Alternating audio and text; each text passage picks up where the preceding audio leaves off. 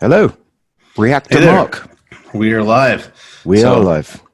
I have remade this video public, so that's good to go. And I've done Which the which video is that? The our first episode one. one? That was Oh, our okay. episode one. I did a bit of cleanup. I made a video myself with a little message here that it was a reenactment, but there were some positives. I was able to actually get a picture with a face mask and all that. So that is Okay. good to go. Sorry about that last week, everybody. Yeah, and I re-recorded my whole section, but I didn't. But did you put the little banner? This is a reenactment under my Yeah. section. Okay, cool. No, So, it's not under yours, but it's oh, there okay. in the Yeah, first part of the video. So I fine, didn't want to fine. let. Okay. Yeah, Yeah, it's like we're already doing. Wow, this is an important show. We're doing historical reenactment. I Wow. know, I know. It's we'll have little interstitials of this is future Mark. I've got to tell you, blah blah blah. I did not do that. So we are definitely recording the video. I can see it. It says recording. So yay. Yay. All right. So how's it going? Yeah, good. Maybe we should sort of say whether we achieved our goals or not. Is that a good way to start, or Sure. no? I mean, I like a quick, hey, how's it going? A Like quick the personal stuff out of the way first. But either way, okay, go on then. all right. Let's see. Health wise, I still have not contracted the plague. I wanted to ask you am about getting really sick of this whole mask thing because I can't eat out, and I don't have a kitchen really. I have like a refrigerator and stuff, but not like a real kitchen. that. I heard that And mask doesn't really protect you anyway. I don't think it does.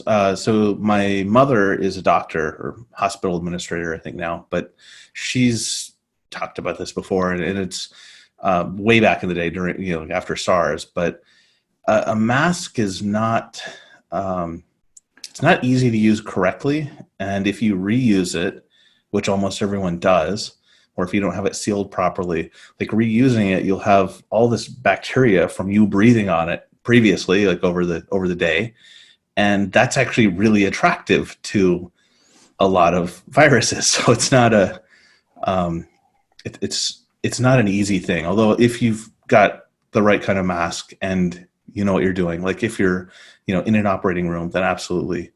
It kind of makes sense though with my So just case, short because bursts, just for short bursts of use. I think I'm like first of all, like I am not a doctor myself, so Right. don't, if you're listening to a couple of random programmers about the virus on the internet, don't stop listening to us. Just don't take it seriously. It's I think 3 hours is about what the advice I read is, and Okay. but in my case it makes sense because the goal of this rule is not to keep me from contracting it. The goal is if I got it in Japan, I don't spread it to anyone in Taiwan.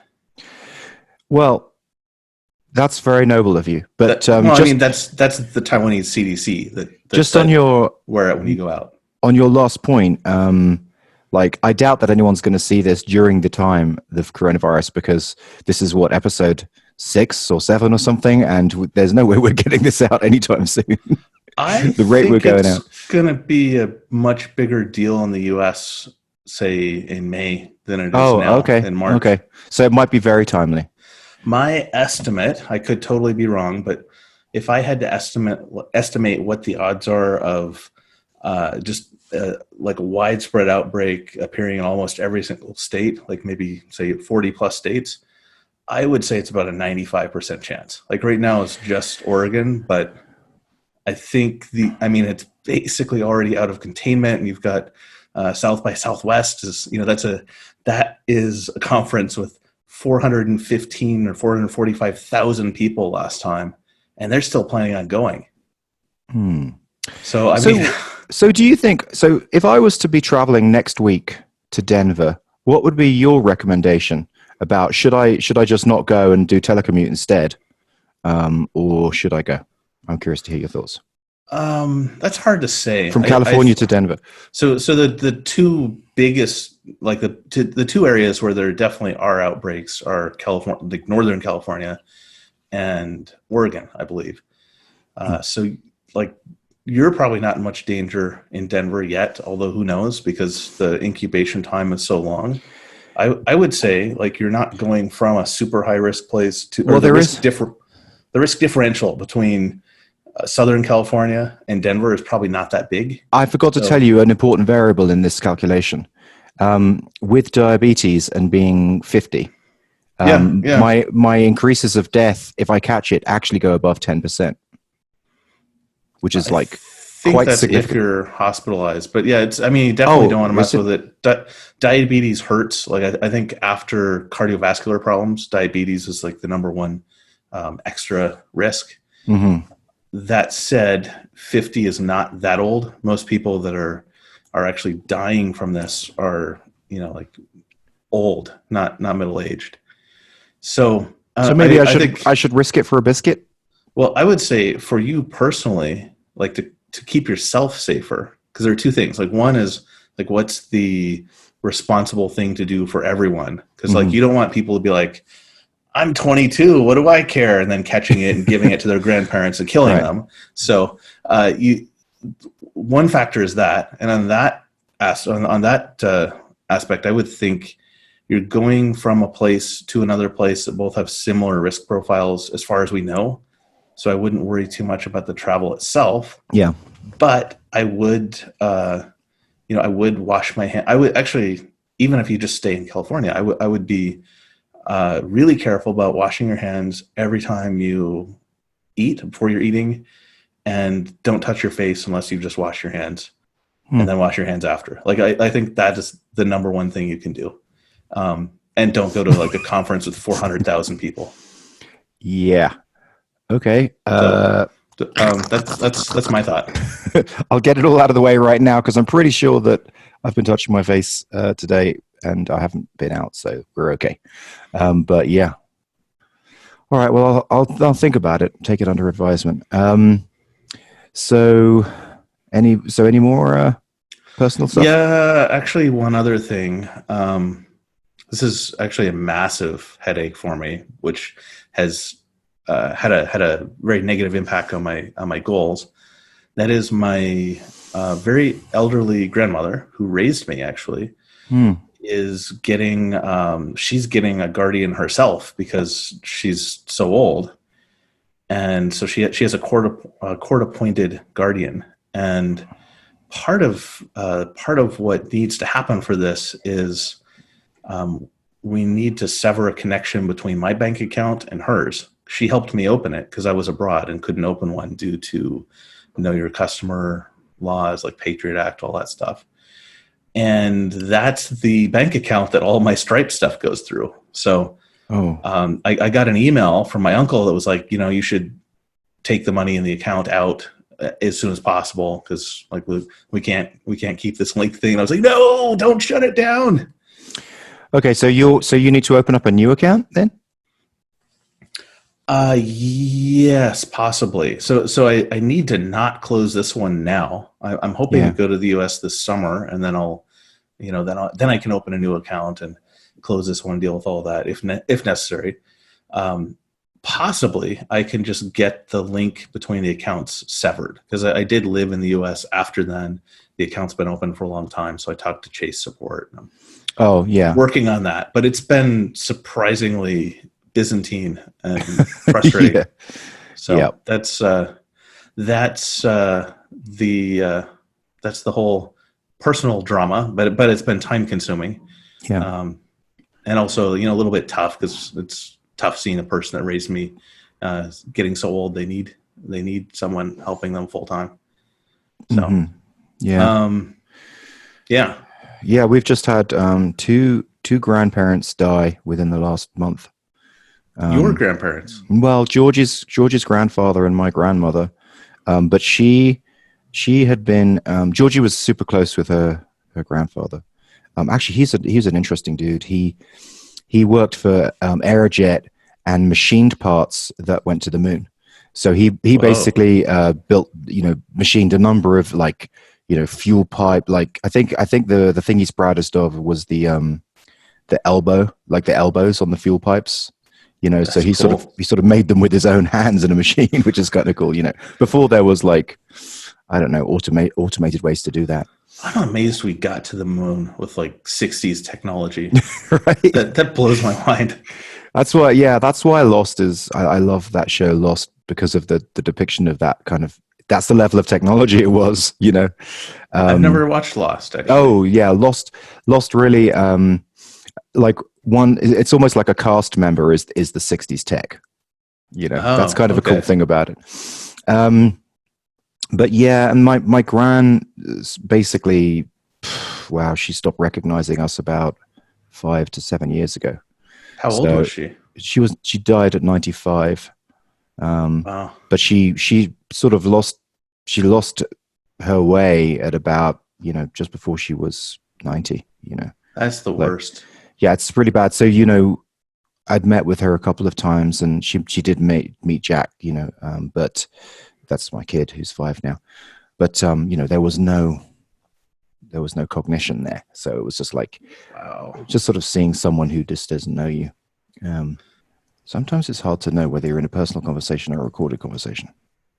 That's kind of the power of podcasts, including your old one, actually. Like, yeah, your long-standing one.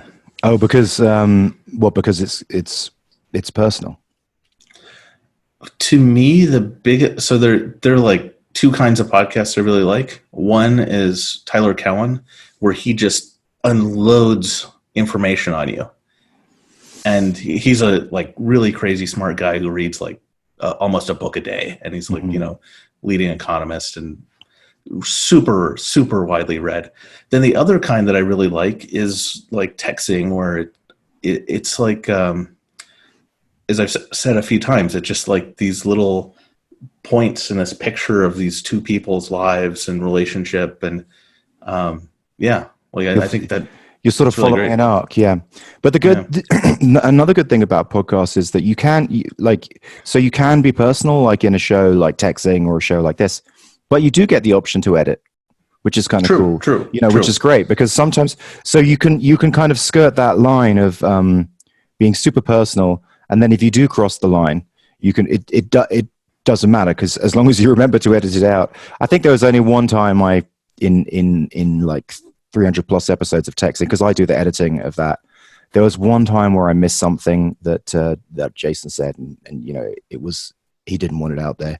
But apart from that, we've both got, you know, we've sort of caught the things that we didn't want to get out there, and usually it's related to politics, because we'll get into something, we'll start talking about it, but we always never mean to talk about politics on air because it's essentially boring. It's kind of like, well, we think it's boring, you know, and we don't want to polarize listeners in that way.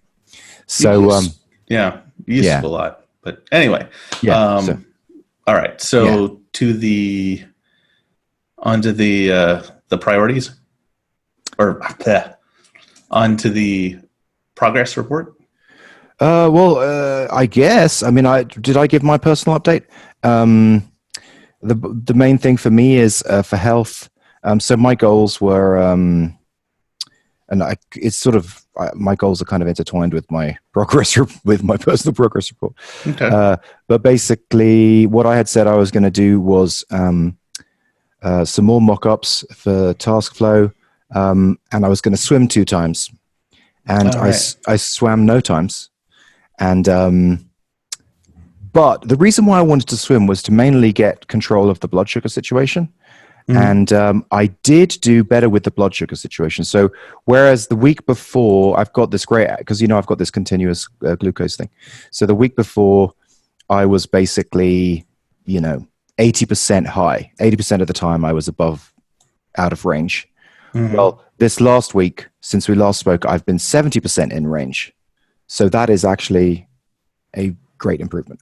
Nice. Yeah. Were you eating like?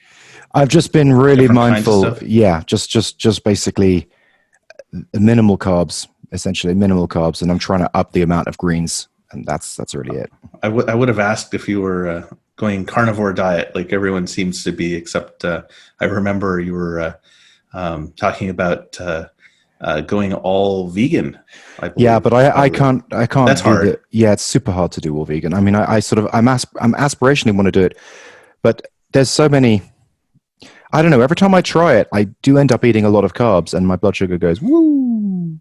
So right now, I'm just trying to do like lean proteins and lots of veg. Lots of greens. Yeah, that's More right. vegetables. Like I don't think anyone says that's bad, or almost nobody.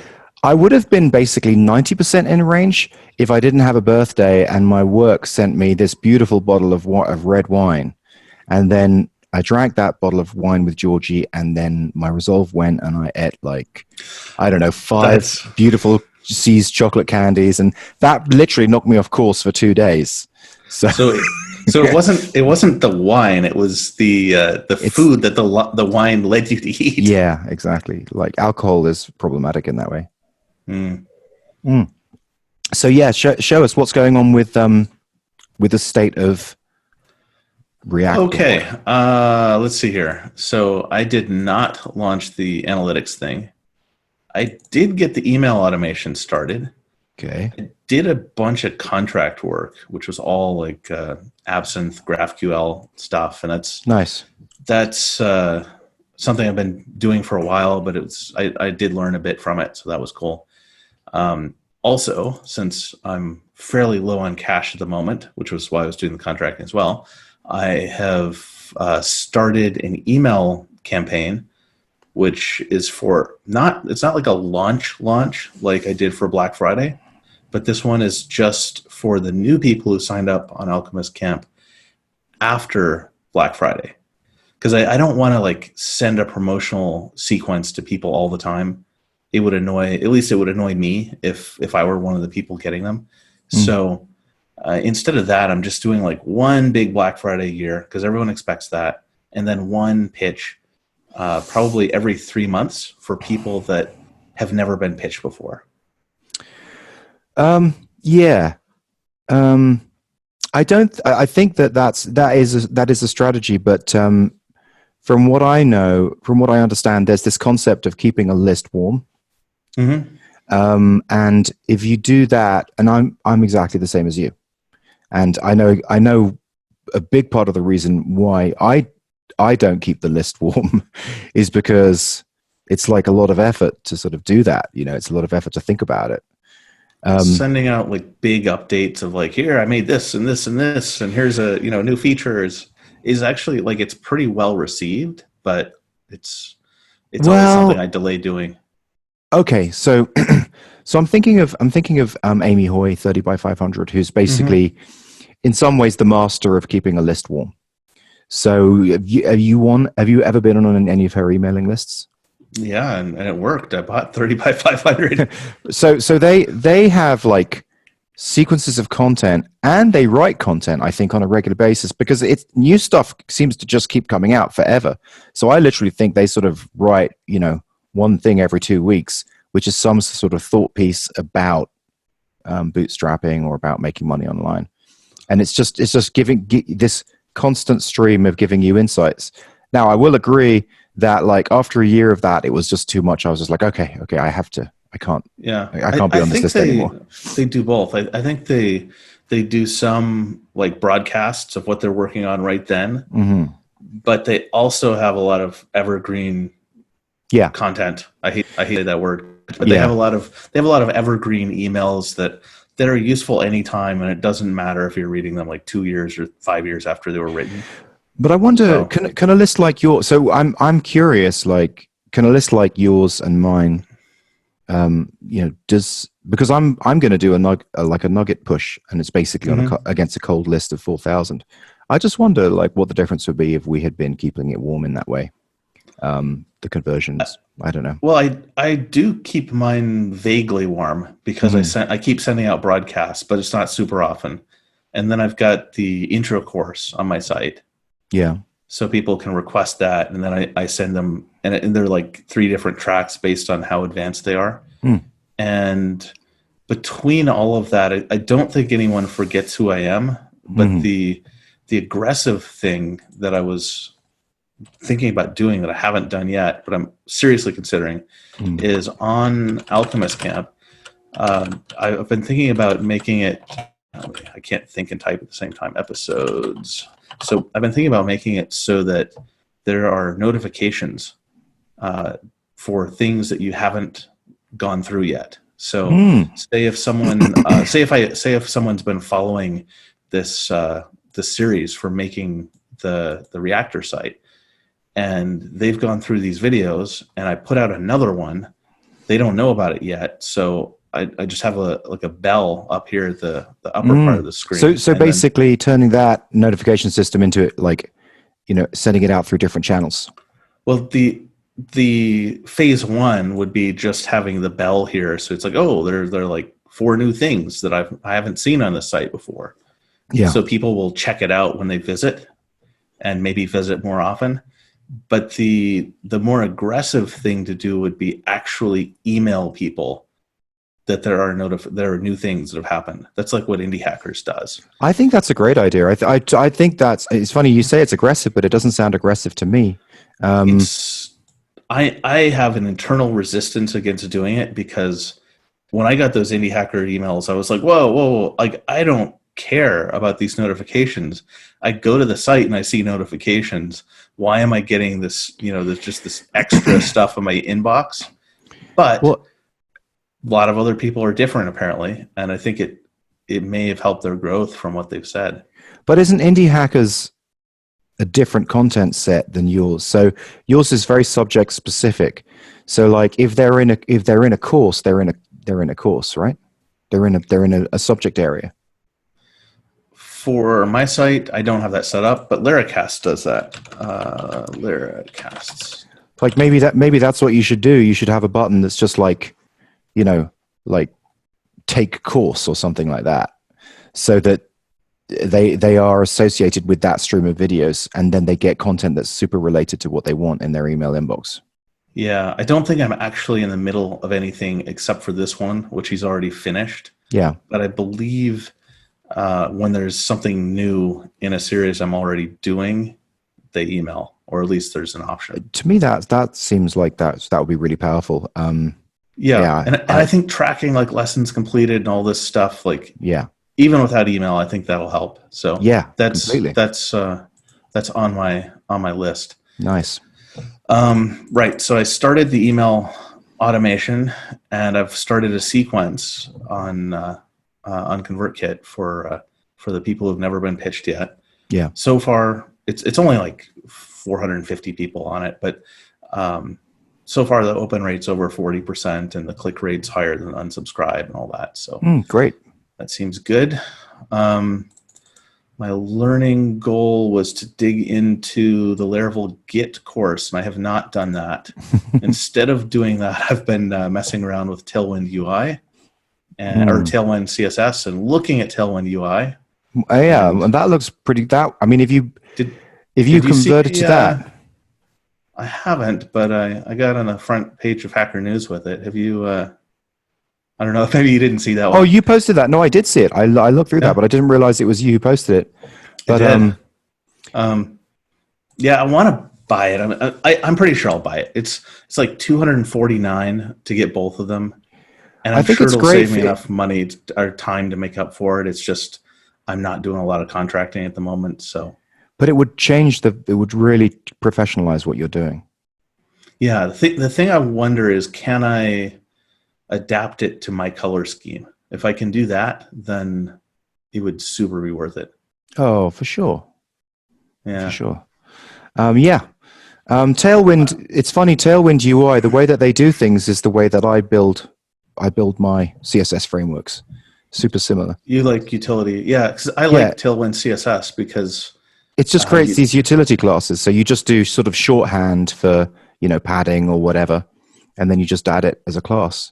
And it's a little bit lower level. You have to type a bit more, but it's so much more flexible. Mm-hmm. We used to have these nightmares when I was at Groupon because it's such a big company. Mm-hmm. They're just a whole bunch of people working on designs, and our CSS was like many layered and extremely complicated, and it was just way too easy to work on some widget that I think shares nothing with the rest of the world, and suddenly be breaking things external to me, or vice versa.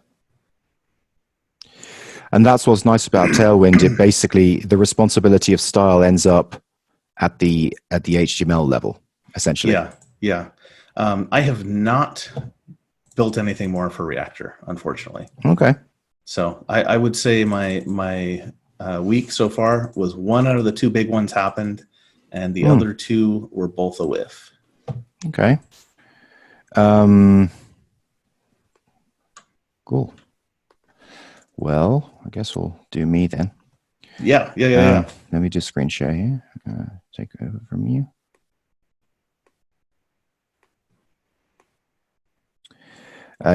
So this is our show structure. Hit the record button for the video. Please. That was such a pain to do, to re-record that. So Taskflow mockups for most major areas. Now, I think the last time I'd done quite a lot of mocking up, but there was a lot left to do. But at least you understood what the product was, which is the main point. Then the algorithm builder, I wanted to mock that up. And now that I think about that, let me just move this out. I think he's out the way here. Okay.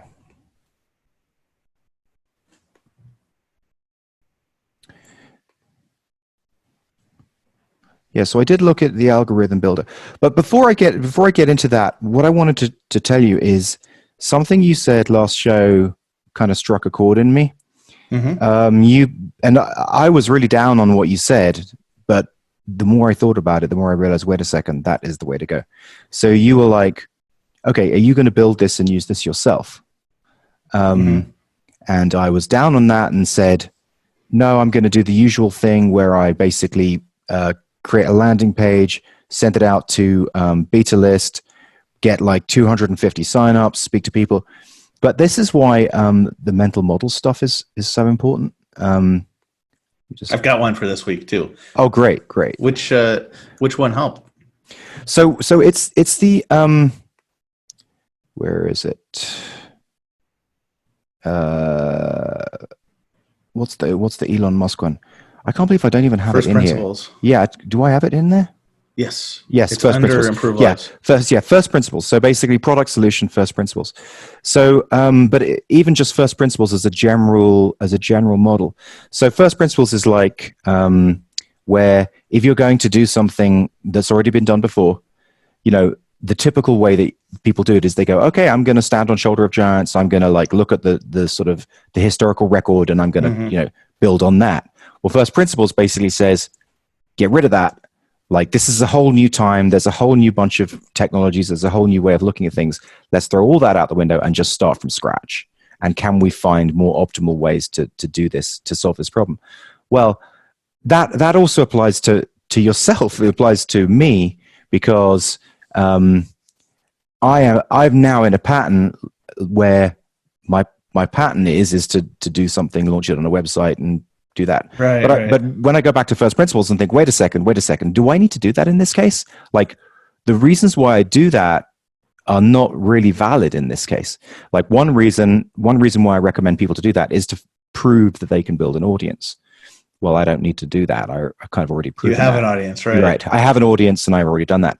Another reason is to get those 250 people so that you can then get like 10 to 20 of them in a Slack, and then you can start like conversing with them and build what I call a super seed group of people who are really into your product, want to try it and want to buy it. I kind of don't need that because I already have 10 people through the discussions I've had, and I've already got 5 people who've basically said, look, yep, I'll pay for this. If this is what works the way you say it will, I'll pay for it, and I'll beta test it. So I've got those testers ready to go, and I've got people who want to buy it. So essentially, I don't really gain anything except for just losing time. I essentially lose time because let's say I did do it, I'll just get another 250 people, of which I'll just get another 5 people to the level of the 5 people I've already got. And it doesn't really help. Whereas what would probably be better would be to build it out to the stage where it actually worked. It could actually take money, and then push it to beta list, and then push it to product hunt. So there would be 2 big splashes to bring in real customers. Yeah, you don't want to Leroy Jenkins the product hunt. Tell me about that. What's that mean? Oh my gosh, you've never heard of Leroy Jenkins? No, tell me. So this was from mid 2000s when World of Warcraft was like at its peak. Yeah. there was this video that my girlfriend in Taiwan showed me, and because she was super into World of Warcraft, and it had like this group of people like waiting outside the lair of some like horrible dragon spawn something, and they were talking about intricate plans of what they're going to do, and they have some tools. Or like, all right, well, according to this, we have a 37.33% repeating chance or something like that. And there's one guy, Leroy Jenkins, who was AFK the whole time. They're like, where's Leroy? He's AFK. And then he showed up, and What's then he was AFK? like, away from keyboard. Okay, yeah. So they're all planning like outside Yeah, this area. yeah, He showed right. up, and then he was like, all right, Leroy Jenkins, and ran into the room. And they were like, what do we do? What do we do? We have to go now. We have to go now. And the entire plan like went to crap. They all died, and ended up with them just cursing Leroy's name. Okay. And that's kind of it was a big meme for quite a while. I'm sure you'll find it if you look even a little bit. But I'll check it out. That's like the key risk with Product Hunt is a lot of people would get some, like if we launched this podcast to Product Hunt right now, that would be a Leroy Jenkins, because we don't have anybody following it. It would just show up and be completely wasted and fail, and then we can't do it again. Yeah, wasting. That's a lot of work. Another one is, that's great. Leroy Jenkins. Is that similar to the saying "wasting your gunpowder"? Maybe, I don't know. Yeah, Maybe okay. it's just like the Nintendo generation version of it. But nice.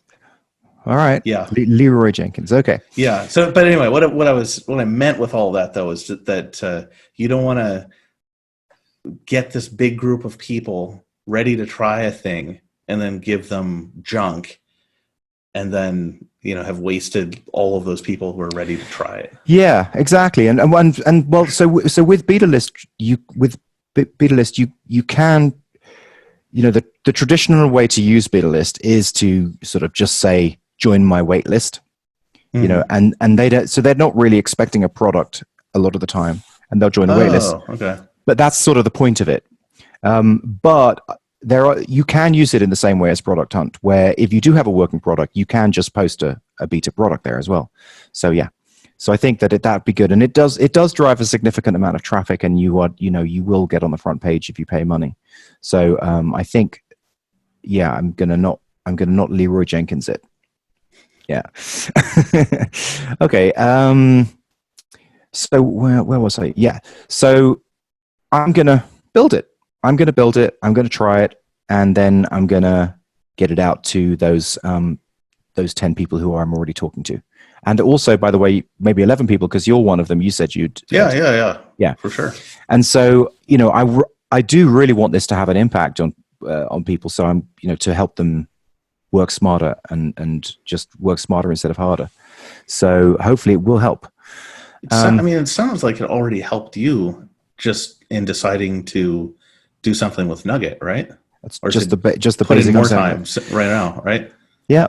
So there's a couple of that brings up a point, and this is another reason why I realized that I need to play with this first, because in this concept of this strategy here for the win. So this was the 3 tickets that I'd said, that I picked through my tasks and strategies in this mock-up. There was the launch nugget, there was the capture full meeting details, there was the add icon to the framework.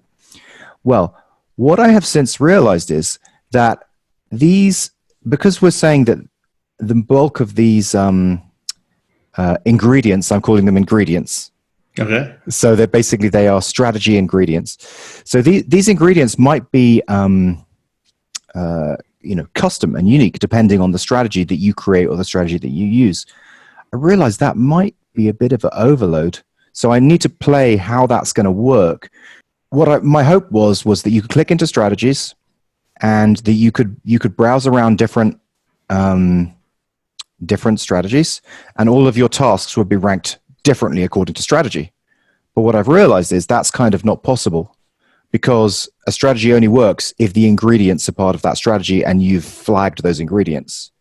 So if you put so in other words, the just one thing requires the just one thing ingredients. The structure procrastination requires the structure procrastination ingredients. The happy wife, happy life requires the happy wife, happy life ingredients. So if you submit one thing, it doesn't apply to 3 strategies.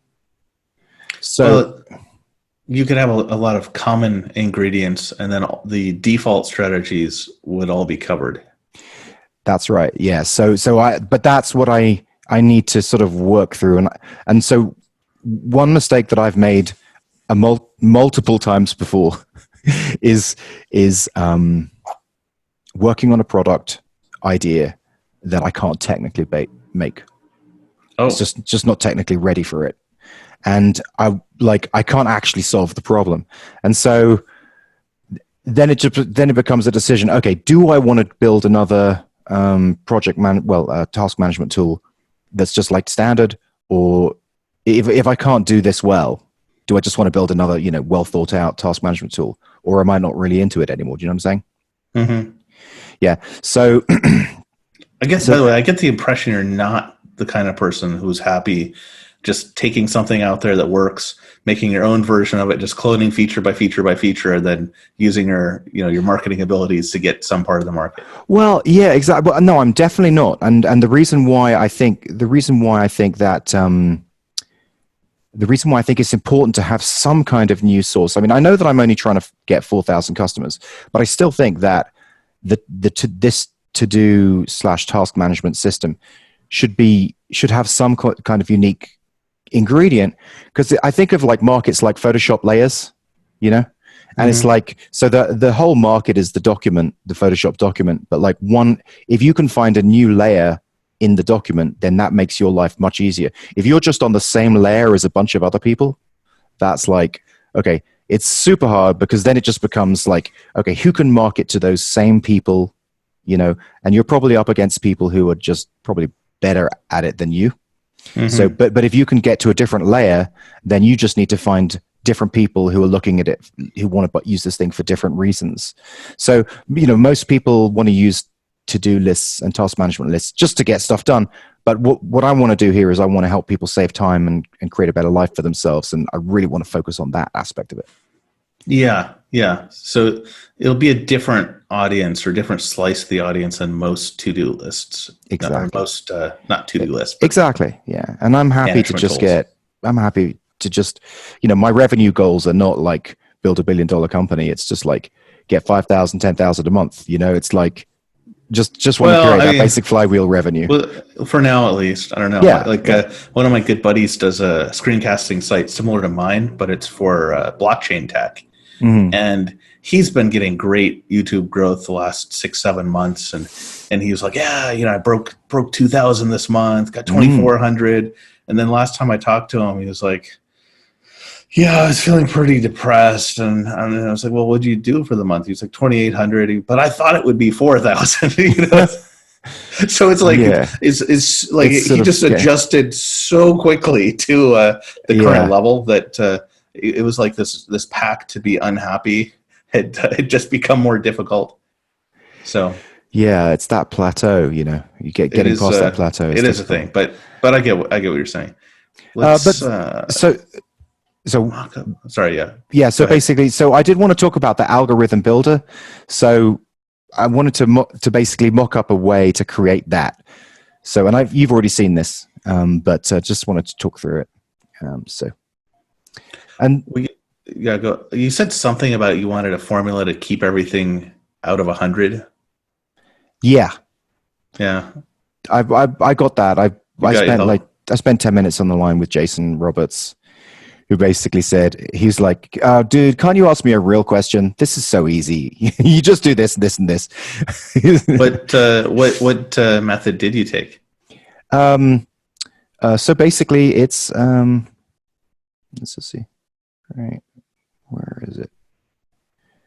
So it's the ingredient, and then which has a weight, and then so basically if we go back to this here, so let's say for example this one helps the cat. So you're building a strategy and you've got all these different ingredients, and so ignore this section for a second. So Okay. you just rate them like this for normal. So under a normal scenario, when you rate this here, then it's worth 5, and when you rate this here, it's worth 5, and so basically it's 5 out of 5, and here it's 1 out of 5. But so in this scenario here, basically the weight has a potential of going from 1 to 5. So helps the cats, the rating is 5.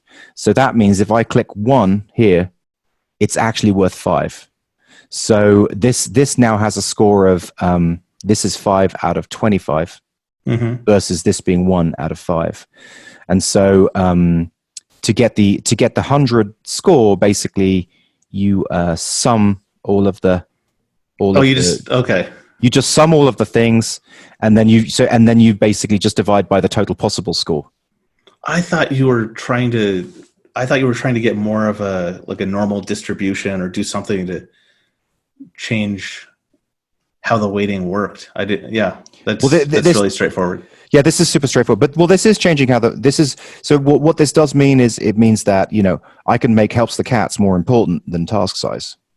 Yeah, that's the main point. But a 5 is like, even though a 5 might be much, say 1s and 5s might be much rarer than 2s or 4s, the number of points awarded for it it's still totally linear. So it's really straightforward. It's straightforward. Which is good. Yeah, which is good. Yeah. And so the only other sort of weird part, and it's not really that weird, but it's just task size. Essentially, the smaller it is, the higher it is. So I realized you needed to do like an inverted score, where a 0 equaled 5 and a 5 equals 0. So basically, there's just this little toggle to just say, is this an inverted score? Yeah, but I would not call that low equals high. I'd call it like low is better or something like that. Because low equals high is just confusing. Yeah. So but I'm not even convinced that this system is like a UI like this becomes available to the public. Maybe it's just available to me to build lots of strategies. Because again, this is what I'm saying about I need to use a product to understand exactly how it's going to be most effective. I can't, from mock-ups, I just can't tell. I can't tell. That is not surprising. So, maybe I do think that people should be able to create strategies, but maybe it's just as simple as just this area here. Basically just add an ingredient and remove it, and then maybe just like low is better, and that's it. So you can just add things and low is better, and you can't do something like change the weight. Alternatively, you could add a little button which is like expert mode, which toggles between this and this. Yeah, that's what you said last time. Yeah. Although if they're adding ingredients, so I think the difficult thing here is what you started off saying, though, because if they're adding ingredients, then they may add ingredients, or they will definitely add ingredients that don't apply to any other strategy.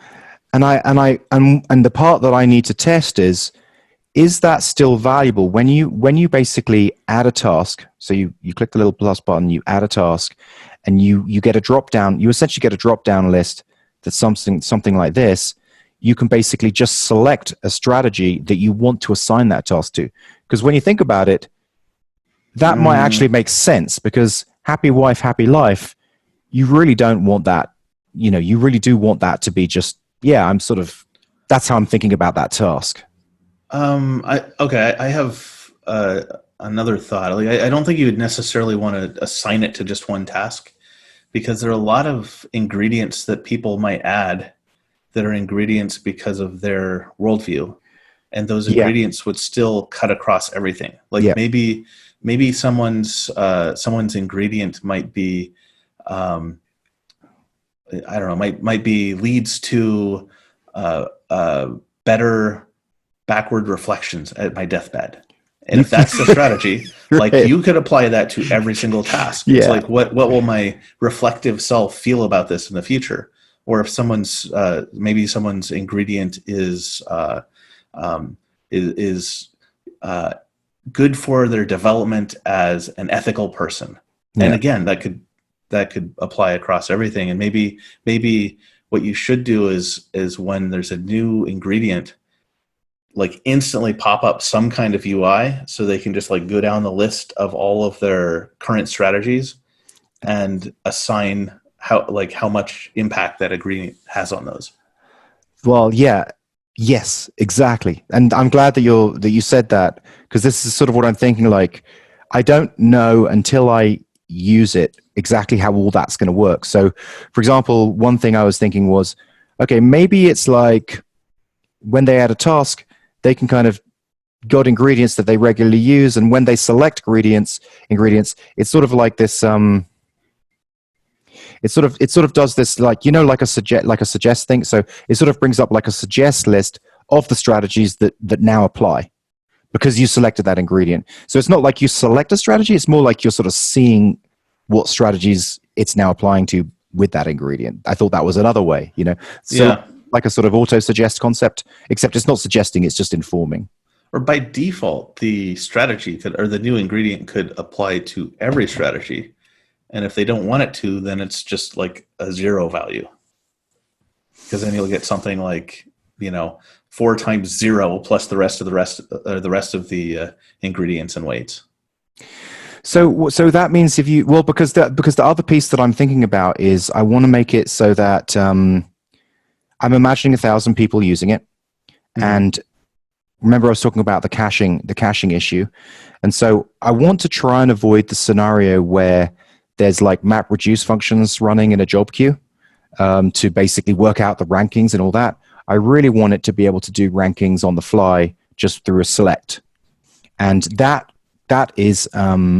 can happen based on this algorithm, on a per strategy. So, but if all of a sudden, like, if they've used 100 ingredients and 100 ingredients can potentially apply to every row of everything, then it's going to need to be clever. Well, I would index. This is like a kind of a DB detail, but I would index on. I would index on the person and the ingredients they have. So you wouldn't have to work, like if I have 100 ingredients and I'm like, I want 120, those ingredients wouldn't be running against everyone else's strategies. It would, like, immediately, I know that, yeah. As soon as you run it, you would just see my strategies.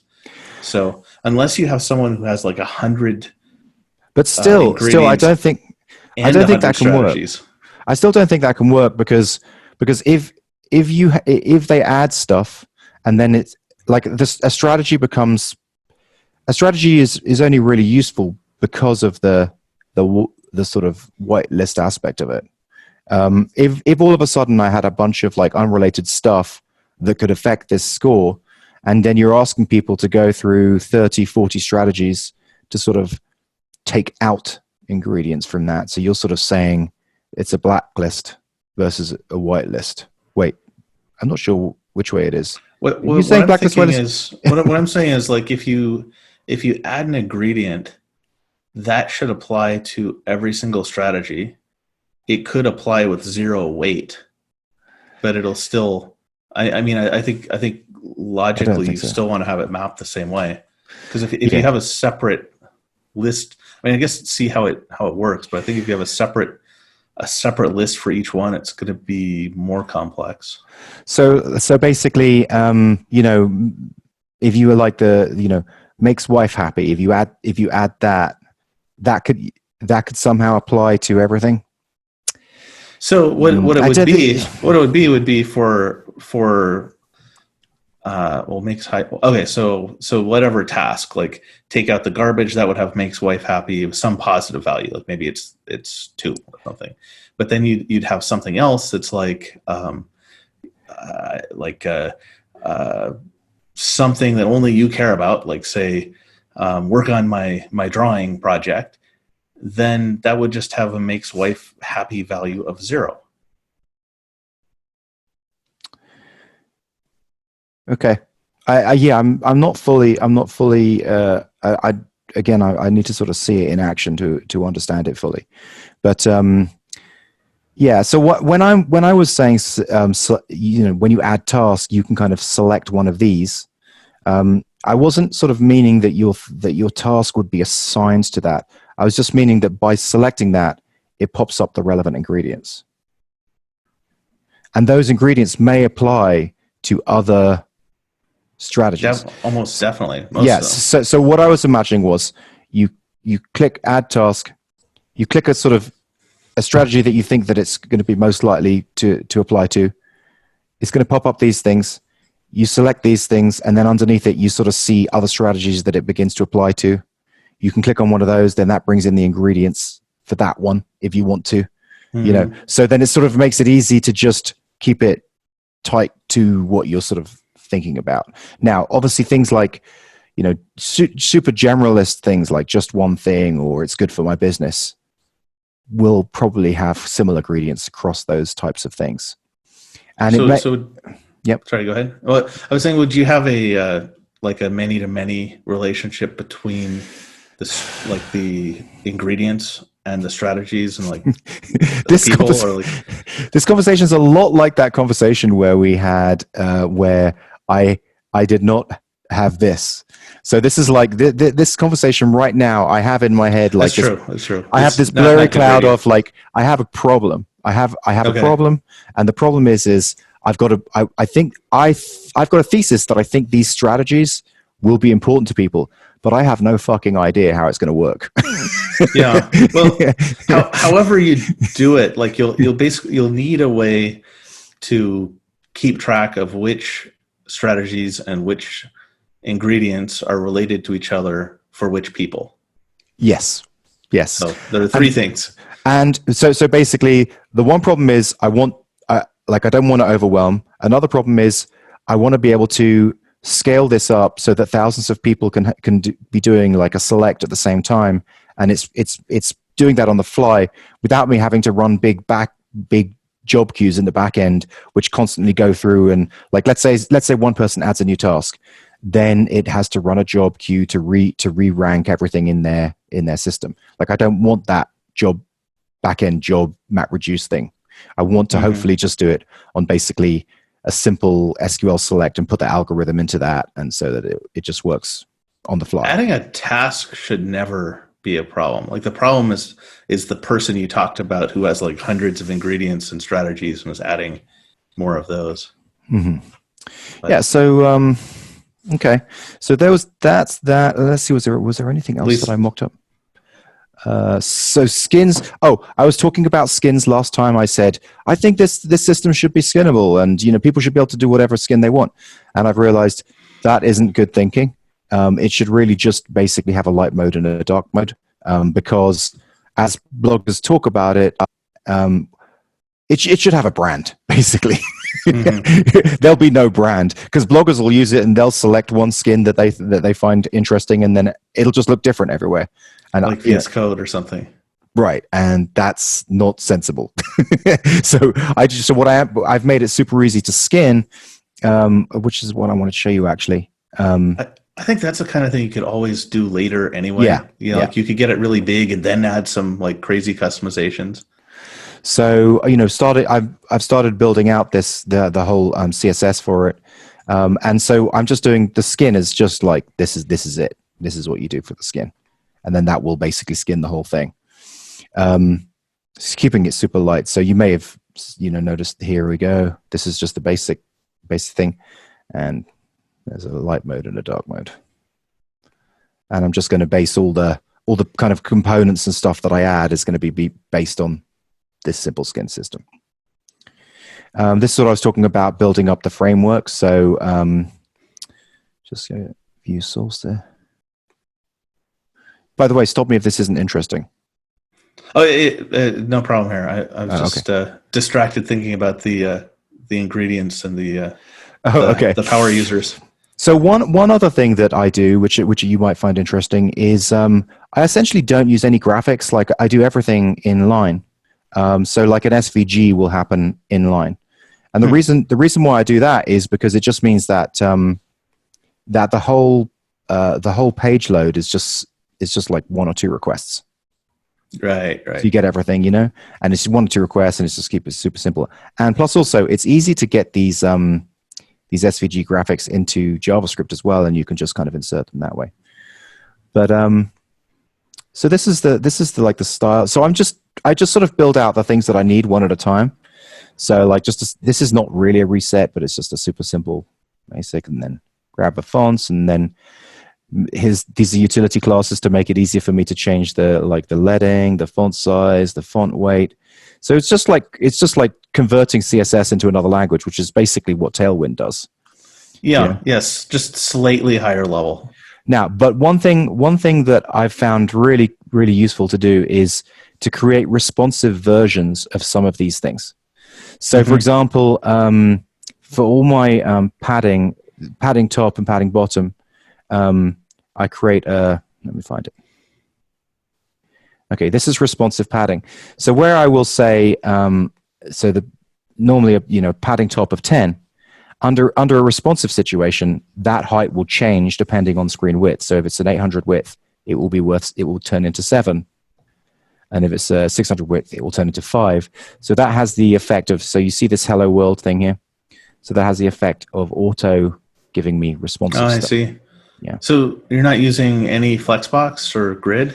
I do in different places. Yeah. So basically, okay. So the way that I'm thinking about it, because I'm literally only just starting to build this out, but the way that I'm thinking about it is, I really need two types of page. I need one which is like a website page, for marketing and like sales and plans and pricing, and those pages are going to have like this top heading, a middle part, and a footer, and then I need an app page, which is the stuff that we were looking at before. It's funny you break it into those two categories, because Tailwind UI is also a marketing package and an app package. No way! Seriously, that's hilarious. Yeah, that's the way I've done that. I mean, I guess that it's like 150 for one or 250 for both. You come to you sort of, that's where you get to, just by building frameworks and thinking things through. I think a lot of times you just get to the same place, with this stuff. But the point is that the reason why I like doing it this way and building it up bit by bit, and then proving out each little thing is, I can do it in a couple of afternoons, and then I just deeply understand it, and I don't need to build other stuff for edge cases that other people are using. I'm sure Tailwinds will have a lot of edge. It'll be able to deal with a lot of edge cases, of course, but I don't need to. Yeah. So and doing it this way with the utility class strategy, like, you don't end up having surprising specificity issues, which are honestly the worst when dealing with CSS. So still looks like a lot of work, though. Well, it's a lot of work, but no, it isn't if you can kind of copy and paste from previous projects. Like, everything the first time you do, it's kind of difficult. But when you've done it a few times, you've just got, grab it from here, grab it from here. So then it's quite quick. Yeah, that's a good point. So that's where I'm at. Nice. Well, should we go on to a mental model? Yes, please. All right. I have... you can take the screen. Oh, yeah, that's right. Mental model or the source of the mental model was a really neat talk that Alan Kay gave. I don't know if you've heard of Alan Kay, but he's a pretty famous computer scientist. He made Smalltalk and like the original ideas of object-oriented programming. Used to work at Xerox PARC. And this mental model is actually something that was like really similar to one that I had for thinking about cultural differences, but he's talking in the context of exploration and discovery here.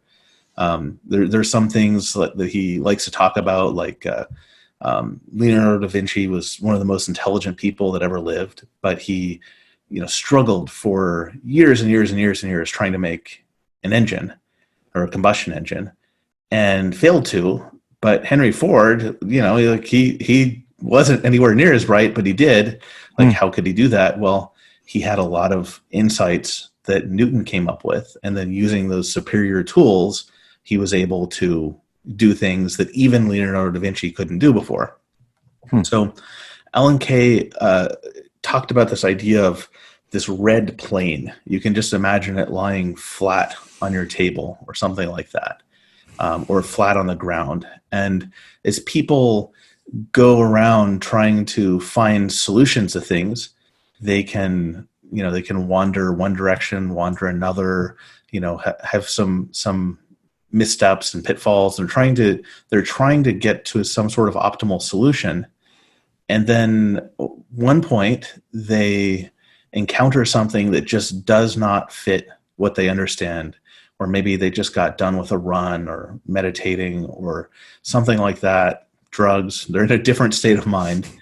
And then they just have this kind of like a pow, splat is what he called it, where they just get shocked out of this red plane that they're seeing, and they realize that there's an entire vertical axis in the world also, and there's this blue plane that intersects with the red plane. So it's like if you have one piece of paper flat and then another one that's pointing straight up, and there's this entire other space that they weren't even exploring.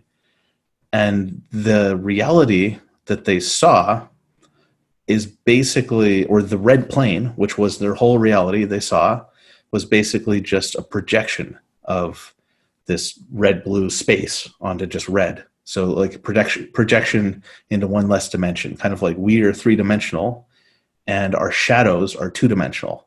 So if I'm standing outside, there's a shadow of me on the ground that's a projection of me, but it encodes some information about me, but it's not a full representation of me. And I've often thought you can apply this to cultural differences between people. And obviously it's not just two planes, it's more like, 1,000 planes or something. But let's say, just to keep it simple, that I am dealing with two planes. Like say I've got this red plane and this blue plane, and there's say on the x-axis and the z-axis, but then on the y-axis, say the y-axis and the z-axis, there's a purple plane that intersects with both the red plane and the blue plane.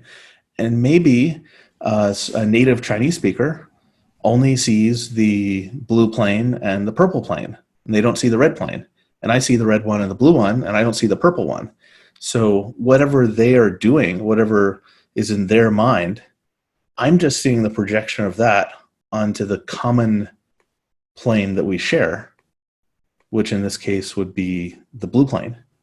So it's a way that I've found very useful for thinking about just the fact that when someone has fundamentally different models of the world and they're aware of different things than I am, the information I'm getting from what they're doing and vice versa is just a projection down to the common dimensionality that we both share. And what is the mental model called? No name. This is red plane, blue plane. Red plane, blue plane. I really, I get it. I really like it. So it's sort of like, it's perspective. You could call the plane a perspective. Yeah, you can. And that's exactly what Ford had that Da Vinci didn't, is he had an additional perspective that some other genius had come up with that Da Vinci didn't have. And another similar example is for either of us or just any modern person of nothing special about them at all can divide some numbers in their head, long division, maybe like 2-digit long division, something like that. It's not necessarily easy for everybody, but we have some tools to do it, or multiplication's even easier. But division specifically was really difficult for Roman mathematicians because they were saddled with these Roman numerals, which suck for doing any kind of multiplication or division. It's okay for addition or subtraction, but because they had this really unwieldy model, they couldn't use it that easily. And the thing that's crazy is like these like Arabic numerals, which are amazing. you can't take those away from someone. Like I had like physical, ones and twos and threes I played with as a little kid, probably when I was 2, I'm guessing. But even without them, I can use those to do things that, would have been very difficult for more intelligent people a couple thousand years ago or 3,000 years ago or something. It really ties into the first principle stuff that we were talking about, because it's these new perspectives over time that sort of exactly like Henry Ford. So he has these new perspectives, and with those new perspectives, he can go back to the drawing board, exactly as Da Vinci had been trying to create this engine his whole life, but didn't have these perspectives. Henry Ford starts, and now he has these perspectives. So that's why first principle thinking is so key, because there's new tool sets. Yeah, and another thing I was thinking with this when you were talking about that before was 2020 Justin has a higher dimensionality for solving this kind of problem than 2015 Justin did, or 2010 Justin. So because you have more points of view, like maybe you can go back to first principles and discover something that wasn't accessible to you before. Yeah, I really like it, and it's also interesting because I'm just going to do a screen share of something here. It really reminds me of this thing. I found it through there was a great thing posted on Hacker News, and it's one of the few things that I've added to my reading list, which is explorable explanations. So explorable.es. This is really, really good. Like, and I just sort of just go here, and every time you go there, there's something new. And basically, it's just learning through play online. Wait, can you scroll up a bit? I think I recognize one of those. So it's like the Ultimatum Theory game. There's a guy with like a crazy expression. Oh, I guess it's gone. Yeah, well, because it's random. Sorry, it's random. I refreshed the page. Okay. I refreshed the page. Anyway, I really recommend explorable.es. It's great. It's random. You find something new in each of these things. Like there's loads of mental models. There's loads of things that you see. Look, I'll just load 3 more. To build a better ballad, pink trombone, the taxicab problem. It's just loads of interesting stuff. On a side note, the parable polygons. I've seen that one. So these kinds of explainer D3 or whatever they are models, like these are pretty killer content marketing. Oh yeah, agreed. Like if you want to use some code and get more attention to a project you're working on. So it was 4D toys that really reminded me of. So I found this 4D toys thing through that, and it really reminded me of what you're talking about now. So basically, it's a software program that lets you explore multiple dimensions, and the way that it does it is in this talk through, it's showing, look, this is 2 dimensions, right? And now we're going to turn this into 3 dimensions. And so they're saying that they show how 2 dimensions is just seeing one plane of a 3-dimensional thing, which is pretty much what you're saying, right? And so then they go on to explain how that can then convert into 4 dimensions. Let's find their 4-dimensional stuff. So now they go further. That's gotta be projecting 4D to 2D has got to be pretty rough. Where does his fourth dimension example? Yeah. So stuff starts really cutting off here, like that there. So that is basically like being lost to the 4th dimension, this corner of that cube. They've got to they need this in virtual reality. They need like the Oculus version of this. Right. But it just really reminded me of what you were just talking about. So I thought I'd mention that. You can maybe link that. Yeah, I will link that, and also link the Alan Kay talk, The Power of Simplicity. Yeah. But although one last thing on that, it does have some terrifying advice. He basically says, if you have the chops, you should be making your own operating system and programming languages. I couldn't agree more. I couldn't agree more because that's, and the reason why I say that is because are you seeing these articles coming out about Tesla and how like Audi and previous market leaders are like doing a teardown of Tesla tech, and they're like, we're decades away from this. We can't get close to this. And the reason is because Tesla have done exactly that. They're building everything. And so because they're building everything, they avoid the supply chain issue. Whereas, the only model that works for Audi right now is to have a supply chain of different software suppliers and different people giving different modules. So they can only make it as good as the foundational components. Yeah. Well, I mean, yeah, they can't catch up on the software. I mean, that's, oh yeah, like they're not software companies. But it's not just that. It's not just the software. Like it's all the components that Tesla builds. So because Tesla are in complete control of every part of the supply chain, there's very few vendors that they rely on. They can massively improve all of those, or even minimally improve them. And the composite of minimally improving the entire supply chain is like, it's 10 years ahead of anything else. Yeah. I mean, it feels to me like, Japanese phones were way better than American ones, like in the early 2000s. Yeah. And then all of a sudden phones turned into like a primarily, or at least a huge part of them turned into software with the iPhone. And then it was just like all these Japanese companies were in a pretty rough spot. But I think that matters more if you're like a many $billion endeavor. Like I think for an indie hacker, lots of people do fine just using off the shelf components and cloning. Well, but isn't it like so buy don't build, like this? It's like the discussion, should you buy something or should you build it? So how do you determine? I mean, I think that anything that's central to your software product, for me, because I'm obviously not building cars or whatever, I think you should build. That's why I do build CSS frameworks. I lean in the same direction. Like the main difference I think between my channel and other screencasters that are teaching Elixir is they pretty much all have a preference for getting plugin or getting libraries for doing auth, libraries for this, libraries for that. And I use like Phoenix framework, and I use libraries for crypto or things that like I definitely would not, be competent to do.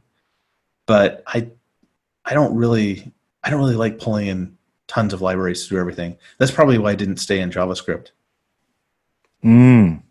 Like I really prefer to have a bit more control over what I'm writing. I am. That's something else that I wanted to talk to you about.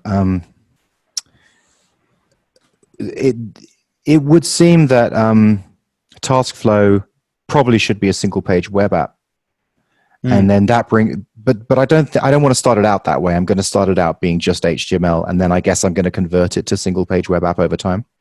And I was even thinking, I'm really sick of jQuery. Maybe I'll just write a new jQuery. You write a new one? Yeah, well, I'm just thinking like, because it's bloat, and it just does so many things that it doesn't need to do.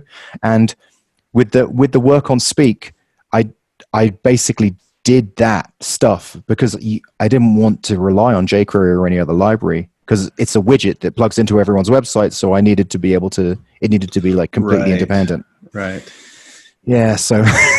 Well, I would probably not want to use jQuery either, but I would. If the problem is just that it's a widget that's on lots of websites, one easy solution would just be use the CDN cached version of it, so that you're not adding to hardly anyone's page load times. Yeah, but then there's this whole scoping issue, and if you have, so just in that scenario, in the Speak scenario, so it's loading a widget that can do lots of complicated stuff on someone else's website. So if you do build your own jQuery type stuff, you can plug in at that very foundational level application specific stuff, which really can make the utility of what you're trying to do much, much better. So yeah, if you build it from scratch, you'll definitely have more control. I mean, I say just write it all in Rust, use WebAssembly, and right? yeah. Yeah, there's a point where it becomes too much, for sure. So what else? What else do we have for this show?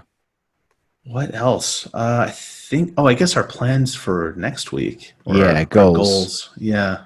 Okay. We've discussed some blog posts. We've done yeah, it's goals. Okay. Let's do Mark.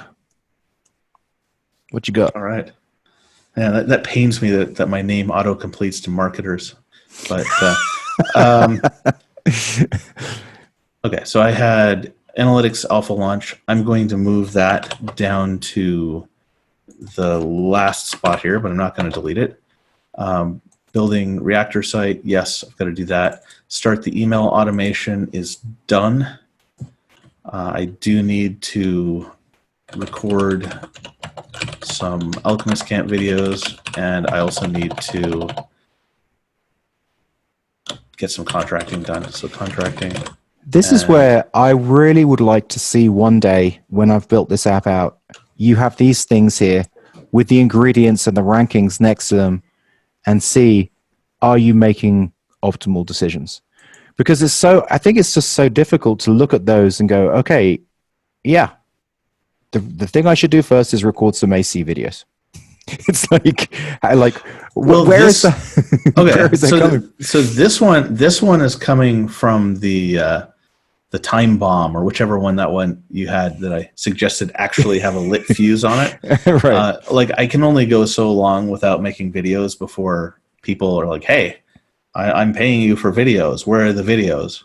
So it's so it's paid videos. Premium. I have free and premium ones, and I do them. I do more free than paid, and I don't necessarily have like a paid one every other video or something like that. But I need to keep up progress on everything. Well, this is where the ingredients would show you if you'd put different certain strategies, and I would reflect.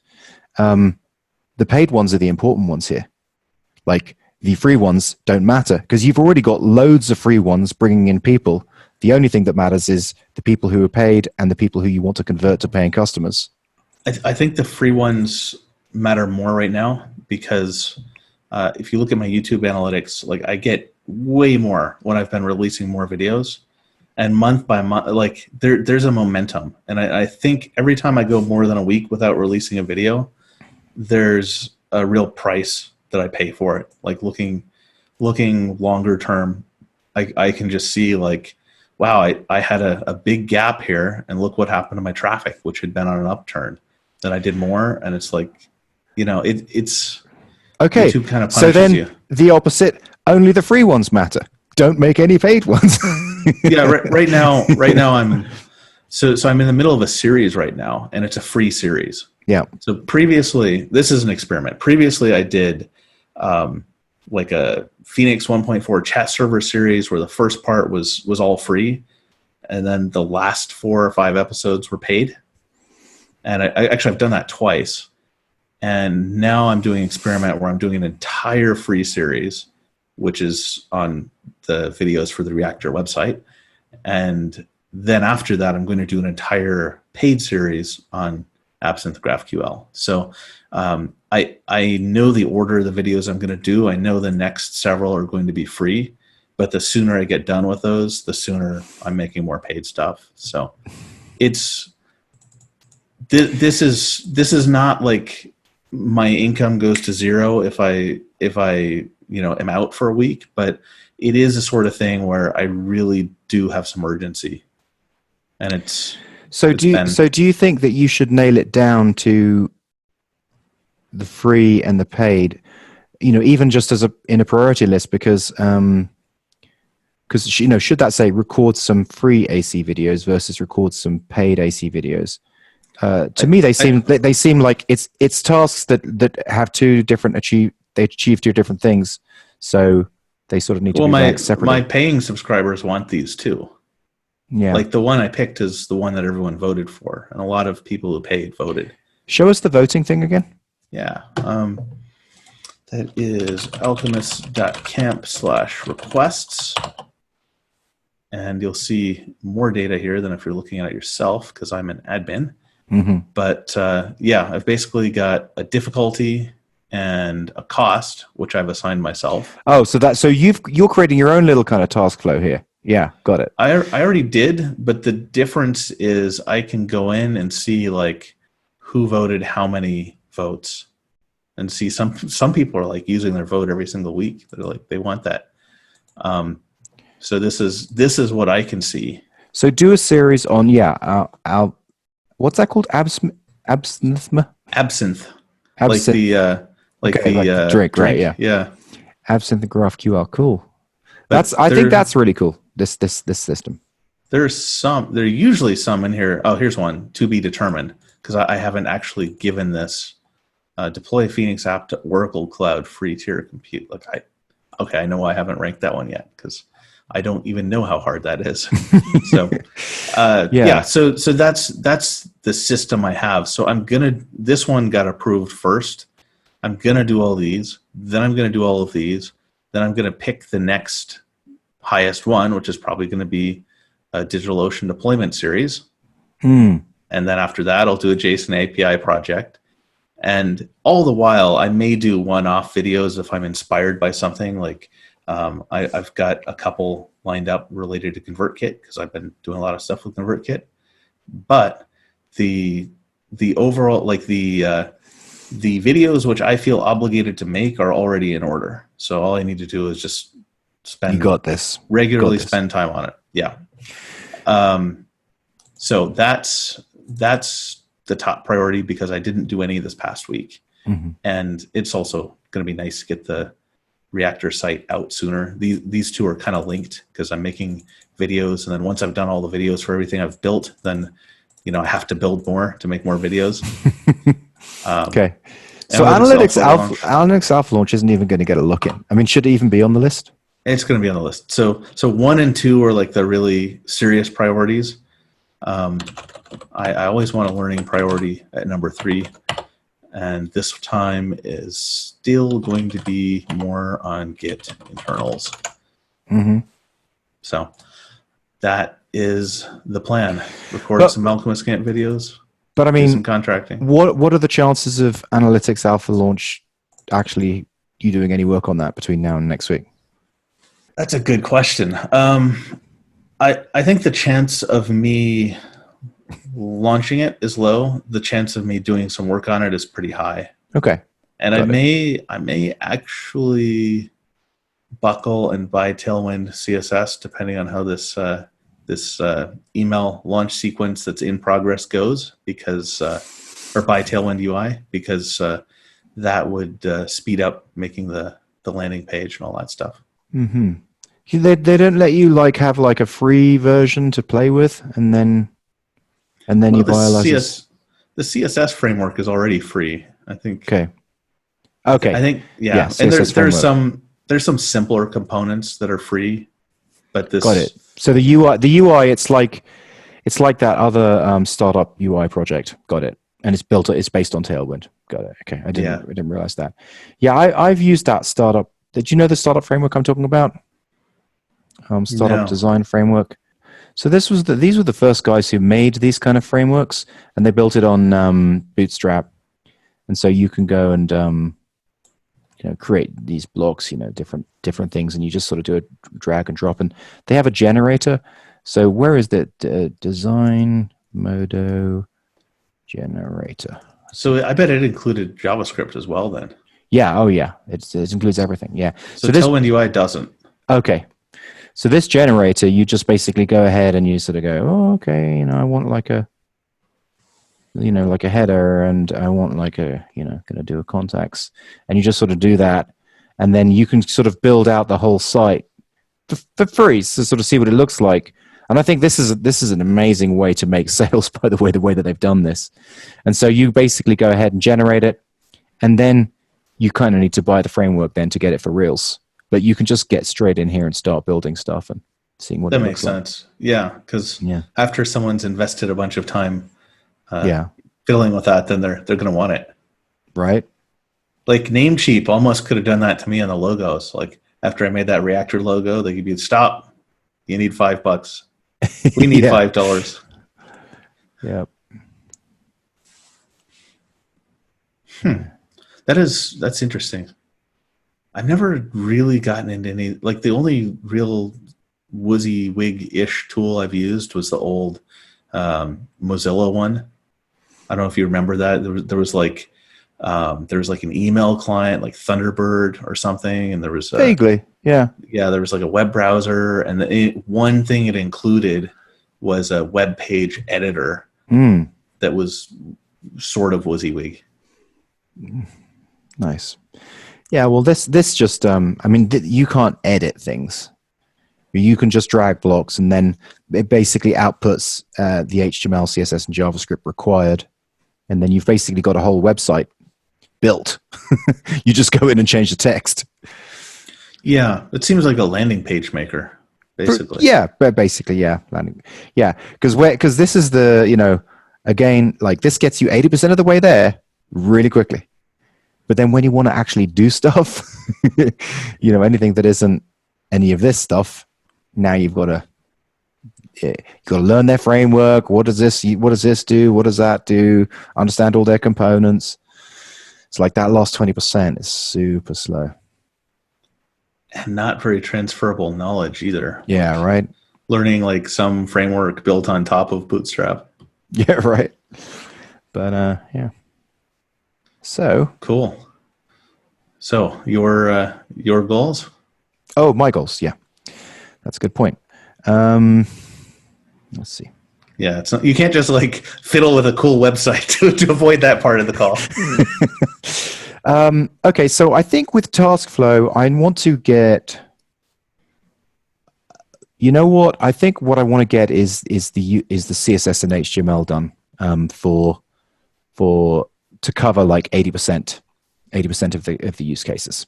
So Taskflow, CSS, HTML to cover 80% of use cases. And so the way that I'm going to do that is I'm going to basically build something. I'm not going to build like a drag and drop thing, but I'm going to build a system where here I'll just basically have links that just says, header, layout, so I'll break all of the things down into individual components, and then I'll do an example of them one per page.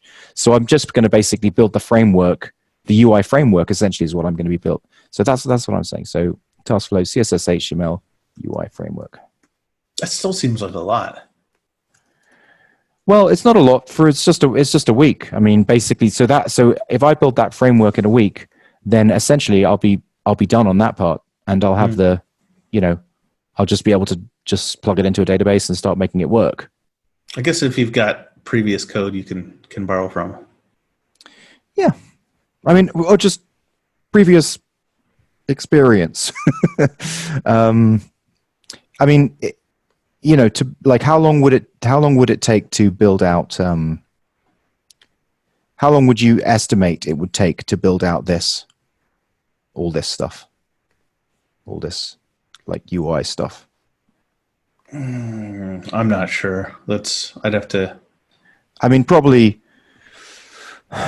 longer than you'd think longer than a week, right? Probably, to build different. I think. I mean, if I were trying to do it, yeah, I think if I were trying to do it well, then yes, because there are a lot of edge cases and making it responsive and all of that. Yeah, and so I think I can get it done in a week because I've done that a few times, and if I can just get the framework built out, like a marketing page website, so there I'll do panels and stuff like that.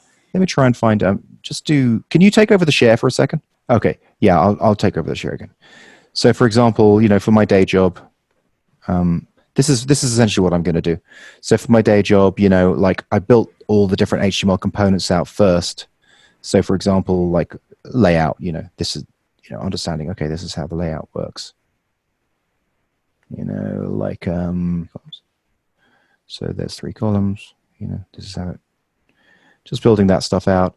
And then going ahead and building like panels, so That just makes it really fast for me to be able to add stuff because I know the kind of panels that I'm going to need for the sales site. I know and it's not going to be the same as what I'm showing you here, but it's going to be specific to that use case. And so, each one of these probably like something like this page, a couple of hours, maybe an hour or 2 hours. Yeah, that sounds reasonable. But then that's just going to make it really easy to like breadcrumbs, step journey, percentage widget, so that just makes it super easy to then I'll just build all these kind of things, and then I'll just be able to plug it all together real quick. So yeah, go on.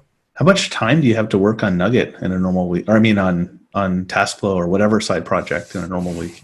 Oh yeah, so that's good. That's a good point. So how many actual hours will I spend doing this? Like 1 to 2 hours a day between now and the next time I see. Okay. Yeah. That's actually a bit more than I thought. That's actually a bit more than I thought you had. So yeah, I'd say that. Yeah, that's why I think I can get it done. Maybe 2 hours a day. Yeah, so that'll be Taskflow CSA framework, and just to blood sugar in range for more than 70%. Keep it that way. That's me. I didn't have a health one on there, but I think mine is just going to be to survive till the weekend, and then I can go out and eat again. Nice.